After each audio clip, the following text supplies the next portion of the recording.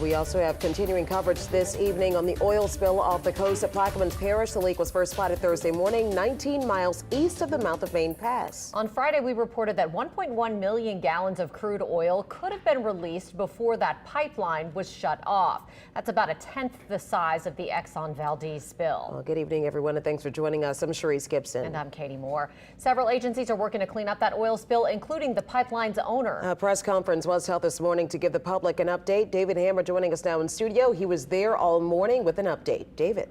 Yeah, Sharice and Katie, we still don't know exactly what caused the Maine Pass oil gathering pipeline to leak or even where the leak is exactly on that pipeline. But this was the first chance to get some questions answered about why officials have been cagey about the size of the spill. Good morning, and thank you for joining us today. Oil Spill Incident Commander Coast Guard Captain Kelly Denning gave the first public comments on a Gulf of Mexico pipeline leak that began Thursday. The pipeline was shut in by 6:30 a.m. on November 16th after an undetermined amount of oil was released from the pipeline. Initial engineering calculations indicated that a potential volume of crude oil that could have been released from the affected pipeline was 1.1 million gallons. We wanted to know why the Coast Guard only acknowledged about 1% of that on Friday and throughout the weekend. I asked on Friday about the 1.1 million gallons that were missing from the gauges on the pipeline, or according to the gauges. Why did it take 3 days to acknowledge that? We're working obviously with a lot of coordinating agencies here to try and make sure that those numbers that we're seeing are correct. So it took a long time just to make sure that, yes, we were validating that number. One member of the Unified Command is the pipeline owner, Houston-based Third Coast. I see that they're not here today, but what role does the company play in the release of this information?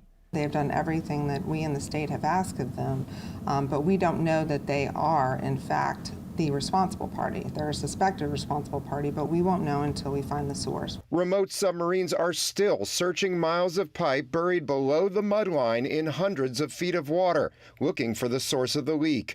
NOAA scientists say as much as half of the oil could still be floating under the water's surface.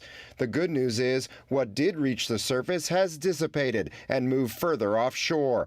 But a 66-mile-long pipeline remains shut in today, blocking oil production. 7 producers affected, and those producers are currently shut in. And threatening wildlife. I was out on one Saturday around the Mississippi Delta area, and I did observe a couple oiled pelicans. As we hear there about the affected pelicans, the reason it's so important to figure out how much oil leaked, even if it doesn't make it to the surface, is the responsible company will have to pay pollution fines for every barrel of oil spilled and for any fish and wildlife killed by that oil. All right, thanks, David. We know you're going to stay on top of it for us.